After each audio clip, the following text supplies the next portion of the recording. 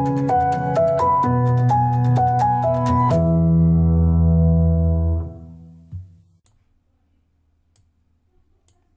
everyone, it's technology expert Burton Kelso here with another tech tip to help you get the most out of the technology in your life. Today we're talking about how to keep your Macintosh computer up to date. It seems to be a big issue with you Macintosh users out there. One of the bad things about the older versions of Mac OS is that it doesn't have automatic updates built into it. Now Windows users can take satisfaction and a little bit of being disgruntled because Windows computers will automatically update themselves. Now, this was a big issue about 5 years ago when Windows 10 came rolling along, and people that were using Windows 7 and Windows 8, those computers would automatically be updated to Windows 10. On the Macintosh side, if your Mac came with Yosemite or even Leopard or older version of iOS, then it would never update itself. And so some of the challenges that you have with using an older Macintosh operating system is the fact that certain items like Safari and your Mac Mail will not interact with the internet and with mail servers the way that they're supposed to.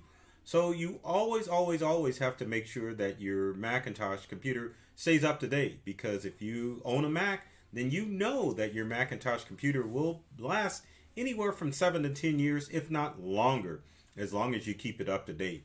Now, usually Apple will support the last 3 operating systems, and we're on the cusp of Big Sur being released. So, as of right now, before Big Sur, your operating systems that are currently supported are Catalina, Mojave, and High Sierra. Anything older than that is not really supported by Apple, and it's important that you get to at least one of those 3 operating systems, meaning Catalina, Mojave, or High Sierra, in order to ensure that your programs are going to work properly on your Mac and that you're going to get those important security updates that are going to help keep your Mac safe and secure. So, looking at your computer, you can quickly find out what version of Mac OS that you're currently using on your computer. And we're going to take a look at a Mac after I close out some screens and show you what you can do to make sure your Mac's up to date. So let's get to the desktop, and there we are. So we've got a Macintosh. This one's running Catalina, and you can tell by the Catalina Islands. Now, to check your version of Mac, it's just a simple way of going to your Mac menu and clicking on About This Mac. Also, if you're currently seeing what I'm seeing as far as the background on your Mac, you've got the latest version of Mac OS, or at least you've got Catalina. So if you go to the Apple menu and go to About This Mac, it'll let you know Mac OS Catalina, and it'll even tell you the version of Mac that you have in your memory and all that other good stuff. Now, one of the challenges is if you don't have the operating system that's listed here above, which is Catalina, you may have problems as far as some of the programs on your Mac. So if you're not able to get mail, you're experiencing problems with the internet, meaning Safari, then you definitely need to make sure that you have at least El Capitan on your Mac. Now, going back to our Macintosh desktop, one of the best things to do is just to Google how to upgrade to OS X El Capitan.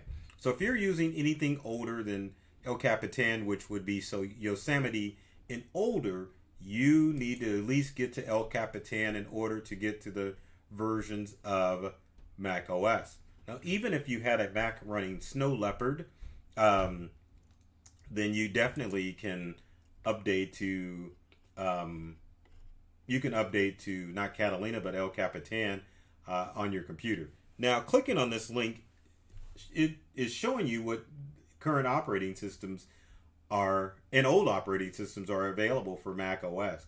Now, if you're running any of the Cat operating system, your Mac is old and you may not even be able to make it to El Capitan. But doing so will help ensure the life of your computer. And as you can see, some of the older versions of Mac OS you can't even download. There's no link for it. So if you're using Snow Leopard, Lion, Mountain Lion, or Mavericks, maybe time for a new Mac. But if you have Yosemite, you definitely can make the leap to El Capitan which will lead you on the path of getting Sierra, High Sierra, and Mojave, and then finally Catalina. And you want the latest version. So, with that said, how in the heck can you get El Capitan? Well, if you're using an older Mac, you definitely can go to the How Do I Upgrade to El Capitan website on Apple's, and you can check your availability as far as what computers can be upgraded. So number one, you can check the compatibility like on this page here. So if you've got a MacBook 2009 or later, yes, you can go to El Capitan. Same thing with a MacBook Air, MacBook Pro, Mac Mini, iMac, Mac Pro. You can definitely upgrade it to El Capitan. Now, that's not to say that you're probably going to be able to go to the more current operating systems, but at least El Capitan will get you to a point where that old Mac will be able to do some of the new current stuff that you want to do. Now, as far as downloading El Capitan, make note of the website that I have, because you can't get El Capitan at the Mac store. So the support.apple.com, English US, and then the HT206886 is the website that will take you directly to this download. So if you want to download El Capitan, it's just a matter of clicking on the link on this website. It will download the El Capitan installer, and it will start to install on your computer. Now, let's try to double click on that again. There we go. We've got the Mac OS X DMG. It's a rather large file, 8 gigabytes in size, which is massive. Massive. So it may take a while to download this installer file onto your computer. Now, downloading the DMG will not install El Capitan on your computer. What it does is it installs the file that helps you through the installation process of taking your Mac from your older Mac operating system to at least El Capitan. Now, once that file is downloaded, you double click on it and install on the DMG file, and it will probably take a good 30 to 40 minutes depending on how your Mac is. And there is the screen that you will get on your Mac is the OS X El Capitan, and it will do its installation. So like the website says, you might want to do it in the evening, but another thing you want to do if you want to update that old Mac is to make sure that it's plugged in, whether it's a MacBook or a Mac Mini. Well, hopefully if it's a Mac Mini, it's already plugged in. Or a MacBook Air, make sure it has power, or else the installation may fail because it loses power. Once El Capitan is installed on your device, then it's a simple matter of going to the App Store to complete the upgrade to get you to the later versions of Mac OS. Now, doing so, you would just go to the Apple menu, and then you would go to the App Store.